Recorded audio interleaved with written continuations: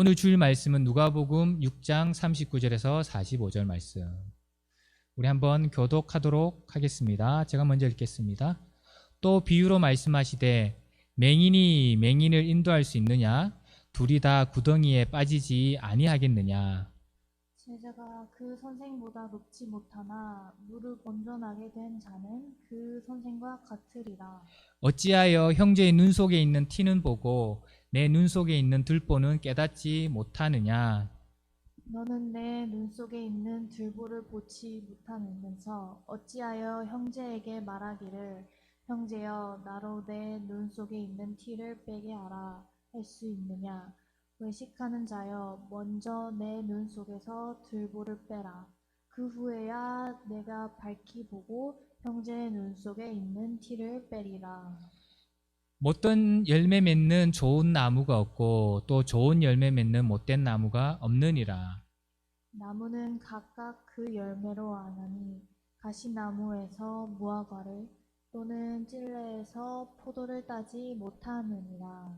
우리 같이 읽을까요? 마지막 절은 선한 사람은 마음에 쌓은 선에서 선을 내고 악한 자는 그 쌓은 악에서 악을 내나니 이는 마음에 가득한 것으로 입으로 말함이니라.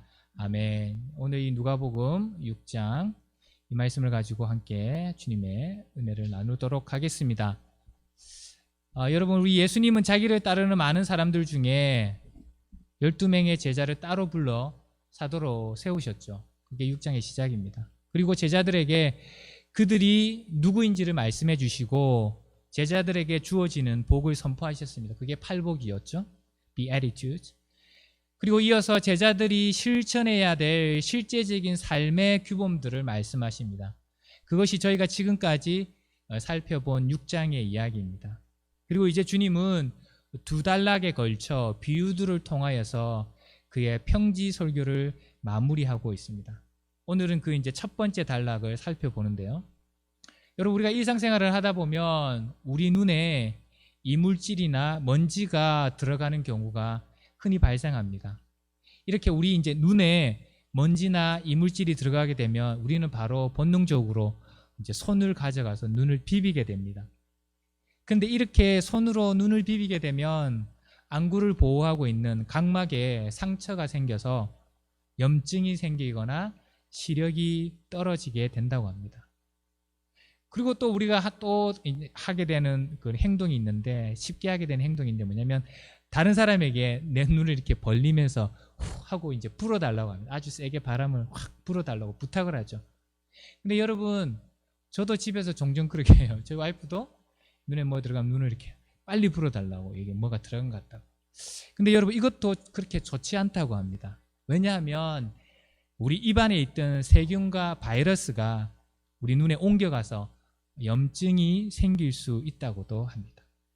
그래서 이 두 가지는 되도록이면 하지 않는 것이 좋다고 합니다. 그러면 눈에 들어간 먼지를 제거하는 올바른 방법은 무엇일까요?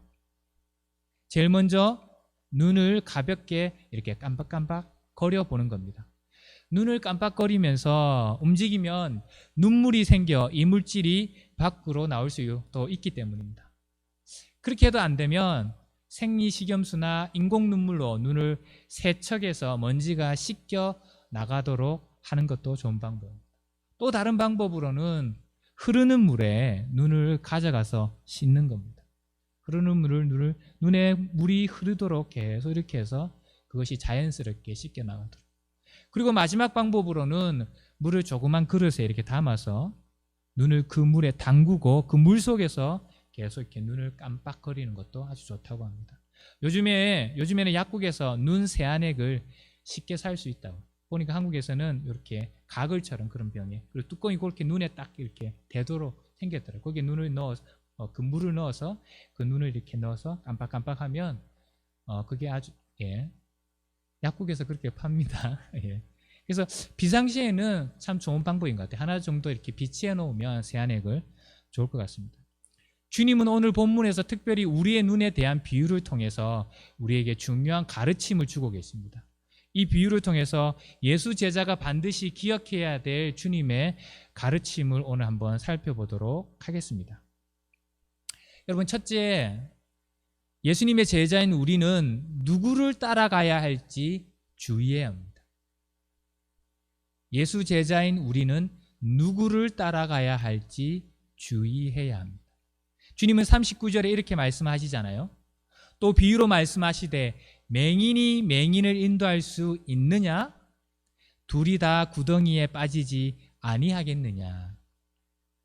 사실 주님의 첫 질문은 아니요라는 답변을 기대하고 있습니다. 그죠? 맹인이 맹인을 인도할 수 있겠느냐? 주님은 아니요, 이것을 기대하고 있죠. 맹인이 맹인을 인도할 수는 없습니다, 여러분. 여러분, 선생은 앞을 분명하게 내다볼 필요가 있습니다. 그래야만 선생과 선생된 자는, 인도자는, 리더는 제자들을 구덩이나 파멸 그리고 죽음으로부터 인도할 수 있다는 거예요. 그래서 피하게 할 수 있다는 거예요. 근데 만약에 눈먼 선생이 제자를 인도한다면 커다란 불행을 초래한다고 주님은 오늘 우리에게 경고하고 있는 것입니다. 둘이 다 구덩이에 빠지지 않겠느냐? 여러분, 혹시 베네수엘라라는 나라를 아시는지 모르겠습니다. 남미에 있는 나라인데요. 베네수엘라는 여러분, 사우디 아라비아보다 더 석유를 많이 가지고 있는 매장량을, 석유 매장량이 세계 넘버 2도 아니고 3rd도 아니고 뭐라고, 세컨드, 3rd도 아니고 넘버 1이에요. 석유 매장량 세계 1위를 자랑하는 중남미의 아주 자원부국이었어요. 그러나 지금은 어떤 상태인 줄 아십니까, 여러분? 먹을 것을 구하기 힘들어서 온 국민의 평균 체중이, 몸무게가 1년 안에 11kg가 줄었대요. 한 사람의 몸무게가 11kg가 준 게 아니고 전체 국민의 평균 몸무게가 11kg나 줄었대요. 1년 안에. 그리고 인구의 10%가 넘는 사람이 살기 위해서 다른 나라로 떠났답니다. 530만 명. 한 2018년, 19년 기준으로 한 330만 명이었는데, 제가 이번에 또 서치를 하면서 보니까 2011년 기준으로는 영국 이런 뉴스를 보니까, BBC 뉴스를 530만 명, 500만 명이 넘는 560만 명 정도가 나라를 떠났대. 더 이상 살 수가 없었어. 여러분, 이것은 한때 중남미에서 가장, 이 나라는 넉넉한 살림을 자랑했던 베네수엘라에서 지금 일어나고 있는 일들이에요. 여러분, 베네수엘라의 경제 파탄의 직접적 원인은 뭐냐면 2010년 들어서 국제 유가의 급락에 기름이 막 떨어지기 시작한 거예요. 근데 여러분, 베네수엘라의 경제의 속을 한번 들여다보면 그 기름값이 떨어져서 나라가 어려워진 것도 있지만, 사실은 그 나라의 리더들이 국가의 이 빚을 잘못 관리한 것이 탓이 더 크다는 겁니다. 나라의 주력 사업이었던 이 석유 사업의 침체로 정부 수입이 급격히 줄어들었을 거 아니에요. 그러면 어떻게 해요, 정부? 여러분, 나라는 보통 세금을 인상하고 복지 혜택을 조금 줄여야 돼요. 긴축 재정을 펼쳐야죠. 그렇잖아요. 우리 가정도 수입이 갑자기 줄면 어떻게 해야 돼요? 옷 사 입던 거 좀 덜 사 입어야 되고, 외식하던 거 좀 덜 하고, 그렇게 줄여야죠. 허리띠를 졸라매야 되죠. 그러나 이 베네수엘라 정부는, 그리고 리더들은 정반대의 길을 걸어갔어요. 포퓰리즘 정책을 유지하면서 오히려 더 많은 돈을 풀었습니다. 오히려 이 석유 자원을 국유화했어요. 다 회사들 국유화한 다음에 석유 판매 수익을 토대로 서민과 빈곤층에 무상으로, 공짜로 아니면 낮은 가격으로 집과 의료와 교육 등의 복지를 계속 제공한 거예요. 그것 때문에 단기적으로는 소득이 국민들이 더 증가하니까 처음에는 빈곤층이 줄고 국민 소득도 높아지는 듯 했어요. 그러나 곧 어떻게 됩니까? 현실이 드러나는 거예요. 2011년 12,380달러였던 1인당 국민 총생산이 2018년에는 3,168달러로 현저하게 줄어듭니다. 그리고 2015년에는 200% 물가 상승, 200%. 근데 여러분, 2018년에는 170만 %래요. 퍼센트. 상상이 안 되는 170만 % 물가가 올랐대. 인플레이션. 그 결과 살인적인 인플레이션이 이 베네수엘라 온 나라를 덮쳤고, 여러분 치즈 한 덩어리를 살려면 돈을 수레에 싣고 가요. 수레. 닭 한 마리 사도 한 보따리 돈을 들고 가야 돼요. 그런 일이 발생합니다. 여러분, 맹인과 같은 리더들을, 선생들을 뽑아놓으면 국민들의 비극은 상상을 초월하게 되는 거예요. 여러분, 주님이 여기서 말하고 있는 구덩이는 작은 것이 아니에요. 구덩이에 빠지지 않겠느냐, 둘 다. 작은 구덩이를 말하는 게 아니에요. 우리가 차를 타고 가다 보면 바퀴가 덜컹덜컹한 그 정도 핏을 말하는 게 아니에요. 피토를 말하는 게 아니에요. 아주 깊고 거대한 구덩이를 말하는 거예요. 히브리어, 헬라어 이 구덩이를 가리키는 이 단어는 아주 거대하고 깊은 구덩이에 떨어진다, 그런 표현이에요. 여러분, 이처럼 눈먼 사람이 눈먼 사람을 인도하면 엄청난 불행을 초래하게 됩니다. 그러므로 여러분, 우리가 누구를 따라가야 할지를 주의해야 하는데, 또 한 가지 더 우리가 이것을 더 주의해야 되는 한 가지 이유는 뭐냐면, 나중에 내가 따라가는 그 선생과 리더와 같이 되기 때문입니다. 나도 똑같이 되기 때문에. 40절에 이렇게 말합니다. 주님이 무릇 온전하게 된 자는 그 선생과 같으리라. 나중에 네가 따라가는 사람과 똑같이 너도 될 것이다. 그래서 우리 속담에도 있잖아요. 사실은 좋은 친구를 사귀어라, 좋은 사람과 다녀라, 까마귀 노는데 가지 마라, 그렇게 하는 이유가 있잖아요. 그 사람과 같아진다는 거, 닮아간다는 거. 여러분, 고대 사회에서는 선생과 제자의 관계는 인격적인 것이었어요. 제자들은 책을 통하여 배우지 않고 선생의 입을 통하여 직접 배웠습니다. 그리고 선생님과 거의 같이 살면서 제자는 선생님을 따라했어요. 왜냐하면 그 당시에는 라이브러리니 도서관이니 책들이 인쇄가 찍어지고 고대 사회는 그렇지 않았기 때문에. 이런 관계성 때문에 제자가 선생에게서 모든 것을 배우고 나면 그 사람은 어떻게 되는 거예요? 선생과 같이 똑같이 되는 거예요. 이런 이유로 누구를 선생으로 정하여 따라갈지는 아주 중요한 것이었습니다. 그러므로 예수님은 지금 눈먼 사람이 아니라 올바른 선생을 선택하여 길을 잃지 말라고 경고하고 계신 겁니다. 물론 우리가 따라야 가야 할 선생은 예수님 자신입니다. 그것을 예수님이 이제 또 다음 주에 보겠지만 46절 49절에 티처는, true teacher는 예수님 자신이라고 분명하게 말씀해 주고 계십니다. 여러분, 그러면서 주님의 이 말씀은 우리에게 중요한 질문을 던져주는데요. 왜냐하면 우리로 하여금 스스로 이런 질문을 하게 만듭니다. 나는 지금 어디로 가고 있는가? 나는 지금 누구를 따라가고 있는가? 예수를 하나님의 아들로 믿으면서 내 인생의 주라고, 주인이라고 고백하고 있지만 여전히 세상을 쫓아가고 있지는 않는가? 지금 혹시 세상의 가치관이 나를 이끌어가고 있고, 아니면 나의 생각과 나의 경험이 나를 이끌어가고 있지는 않은가? 이런 질문을 하게 됩니다. 그렇죠? 여러분은 누구를 따라가고 계세요? 어떤 사람이, 어떤 것이 여러분을 이끌어가고 있습니까? 우리는 지금 누구를 쫓아가고 있는지 신중하게 우리 스스로를 살펴보아야 합니다. 바른 제자의 모습은 선생보다 지나치게 앞서가거나 선생에게서 벗어나지 않는 거예요. 주님보다 지나치게 앞서가거나 주님으로부터 너무 멀리 벗어나지 않는 거예요. 주님께서 말씀하시면 제자는 선생보다 높을 수 없대요. 제자는 선생보다 높을 수 없습니다. 우리가 따라가야 할 분은 주 예수님밖에 없습니다. 그래서 요한복음 14장 6절에 주님이 이렇게 말씀하시지 않습니까? 나는 곧 길이요 진리요 생명이니 나로 말미암지 않고는 아버지께로 올 자가 없느니라. I'm the way, truth and life. Except through me, no one comes. 하나님께 나올 수 없다고 그러나.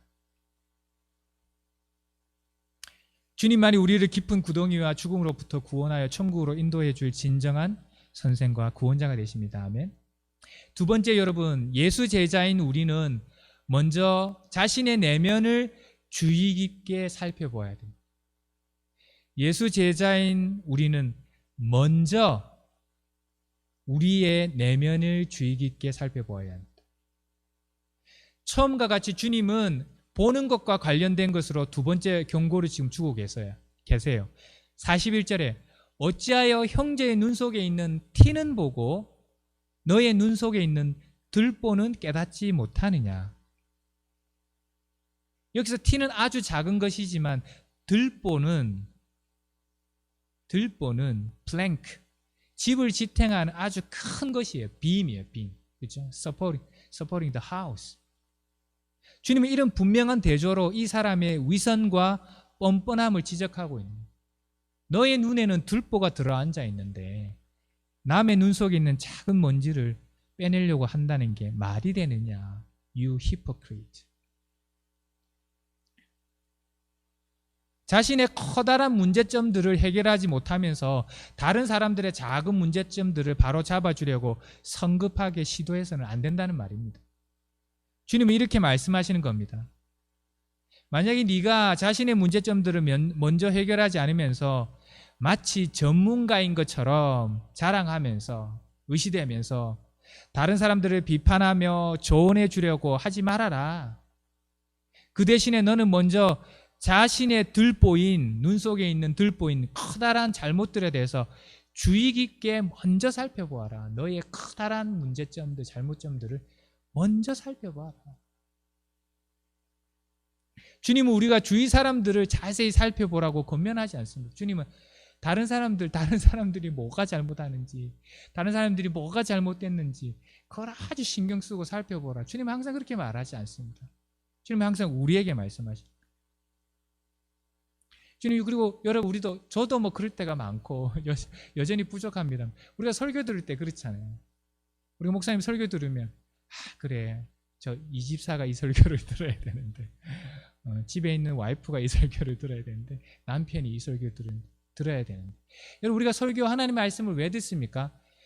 다른 사람이 들으라고 듣는 게 아니라 나에게 적용하려고 우선은 듣는 거죠. 똑같은 겁니다. 여러분, 우리는 다른 사람을 비판하기에 앞서 먼저 자기 자신을 주의 깊게 살펴보고 자신이 지니고 있는 문제점들을 먼저 해결해야. 주님은 자신의 들보를 외면한 채 다른 사람들의 티에만 관심을 가지는 사람들을 위선자라고 지금 부르고 있습니다. 4절 중간에 보니까 그렇게 해요. You hypocrite. 너 외식하는 자여. 여러분, 교만한 사람들은 어리석게도 자신보다 다른 사람들을 세심하게 살피는 사람들이에요. 그리고 자신의 분명한 잘못에는 전혀 관심이 없어요. 그러나 주님이 다른 사람들의 문제, 그렇지만 여러분, 주님이 오늘 이 말씀을 하실 때 다른 사람들의 문제점들에 대해 전혀 관심이 없다는 말은 아니에요. 그리고 또한 주님이 우리에게 말씀하시기를 너는 다른 사람들에게 무관심해. 그리고 다른 사람들이 잘못해도 그냥 가만히 둬. 그들이 어떻게 되든 말든. 그런 말이 아니에요. 42절 후반을 이렇게 보세요. 주님이 이렇게 말씀하시잖아요. 먼저 너의 눈 속에서 들보를 빼내어라. 그 후에야 네가 밝히 보고 형제의 눈 속에 있는 티를 빼내줄 수 있을 것이다. 그 말. 주님은 우리가 형제 자매들의 눈 속에 있는 티를 도울 수 있으면 돕기를 원하세요. 그러나 주님이 항상 먼저 강조하는 거 뭐냐? 먼저 네 눈에서 들보를 빼어낸 다음에 그렇게 하라는 거예요. 그러니까 먼저 남의 티들을 보고 비판하기에 앞서서 네 자신을 먼저 살피고 그 일을 하라, 그렇게 말씀해요. 주님, 우리가 다른 사람의 잘못을 교정하는 것을, 다른 사람을 도와주는 것을 원하세요. 그러나 우리가 다른 사람을 도와주기 위해서는 가장 먼저 우리가 우리의 문제를 먼저 인식하고 해결해야 한다는 거예요. 그리고 나면 비로소 우리가 다른 사람을 도와줄 수 있다는 거예요. 왜냐하면 우리 눈에서 들보가 제거되어야 우리가 분명하게 보일 수 있잖아요. 우리의 편견들과 잘못된 것들이 제거되어야만 우리가 형제를 어떻게 바로 도울 수 있는지를 알 수 있기 때문에. 우리가 편견이 가득하고 교만이 가득하면서 다른 사람들만 잘못만 지적하는 것은 오히려 그 사람을 죽이는 것이 된다는 거예요. 왜냐하면 사랑이 없기 때문에. 그리고 또한 다른 사람들을 진정으로 도와줄 준비가 된 사람은 자신의 잘못으로부터 이미 많은 교훈을 얻은 사람들이에요. 그러니까 내 자신을 먼저 살펴본 사람은 거기서부터 많은 교훈을 이미 갖고 있잖아요. 그것을 가지고 있는 사람만이 또 다른 형제들에게 그것을 적용해서 도와줄 수 있다. 이런 의미에서 주님은 우리가 다른 사람들을 살피는 것에 관심을 갖기보다는 먼저 우리 자신을 제대로 분별하는데 관심을 더 가지라고 말씀하고 있는 것입니다. 주님은 우리가 먼저 자신의 내면을 주의 깊게 살펴보라고 명령하셔요. 그러면서 주님은 한 번 더 그 이유를 설명합니다. 43절부터 한 번 더 그 이유를 설명하는데 왜 그렇게 해야 되느냐를 설명하는데 43절에 보면 한국어 성경이나 영어 성경에는 없지만 헬라 성경에는 가르라는 말로 시작하는 가르, 이 뜻은 뭐냐면 왜냐하면 너희가 왜 너희 자신을 먼저 내면을 살펴봐야 되는 거, 왜냐하면 because 이렇게 말합니다. 우리가 왜 우리 자신의 내면을 항상 주의 있게 살펴보아야 하냐면 그것은 내 마음 깊숙이 들어있는 그것이 우리 밖으로 나오기 때문이라는 거예요. 마음이 여러분 그 사람이에요. 여러분 마음이 그 사람이에요. 겉은 멀쩡한데 그래서 그 사람 같은데 아니라는 거예요, 여러분. 그 속 사람이 그 사람이에요. 진짜 그 사람이에요. 그 사람의 내면 깊숙이 있는 생각이 그 사람을 결정하는 거예요. 우리는 모두 보물을 소중하게 숨겨두기 좋아하잖아요. 여러분이 아주 큰 만약에 1억짜리 다이아몬드를 가지고 있다. 여러분 집에 가면 아무 테이블 위에 그냥 떡 올려 놓겠습니까? 누구나 보일 수 있는 곳에 우리의 보물을 두지 않아요, 여러분. 아주 깊숙한 곳, 우리만 아는 장소에 그 보물을 숨겨두기를 좋아하잖아요. 여러분, 우리 모두는 우리 마음 깊숙이 보물을 가지고 있는 거예요. 그리고 그 보물들은 우리의 말과 행동을 통해서 나타난다는 거예요. 45절에 이렇게 말하잖아요. 선한 사람은 마음에 쌓은 선에서 선을 내고 악한 자는 그 쌓은 악에서, 마음에 쌓은 악에서 악을 내나니 이는 마음에 가득한 것을 입으로 말함이니라. 우리 마음과 입은 연결되어 있대요. 그 사람 입에서 나오는 것이 그 사람 속에 들어있는 거예요.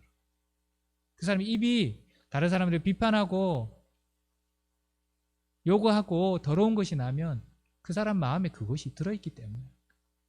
그러니까 주님께서 너의 내면을 먼저 살펴보라 그렇게 합니다. 왜냐하면 속이 악한 것으로 가득한 사람은 선을 할 수 없기 때문에, 나쁜 나무가 좋은 열매를 맺을 수 없기 때문에.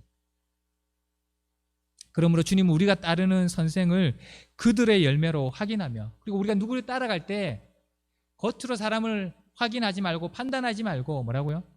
그들의 열매, 그들의 말과 행동으로 확인하고, 또 우리가 다른 사람을 돕기 전에 우리 자신도 먼저 우리의 속을, 내면을 점검하라고 가르치고 있는 것입니다. 여러분, 제가 오늘 설교를 시작하면서 본문은 주님이 평지 설교의 결론을 짓고 있는 부분이라고 말씀드렸어요. 6장에서 주님께서 시작하는 그 설교의 이제 결론, 컨클루전이에요. 그러면서 두 단락, 비유를 말씀하시고 있는 두 paragraph. 그 중에 첫 번째로 우리가 보고 있다고 말씀드렸어요. 주님은 자신을 따르는 제자들에게 팔복을 선포하셨잖아요. 그러고 나서 바로 그들이 실천해야 될 계명을 주고 계셨습니다. 근데 그게 뭐였죠? 우리가 2주 전부터 계속 살펴보고 바로 사랑하라는 거예요. 너희는 사랑하라. 근데 그 사랑은 세상 사람들의 일반적인 사랑과는 차원이 다른 사랑이었잖아요. 그죠? 원수까지도 사랑하고 그들을 축복하고 기도하는 사랑. 하나님 사랑, 내 이웃 사랑. 그리고 우리가 그렇게 사랑해야 되는 이유는 우리가 섬기는 하나님이 인자하고 자비로우신 사랑의 하나님이셨기 때문에.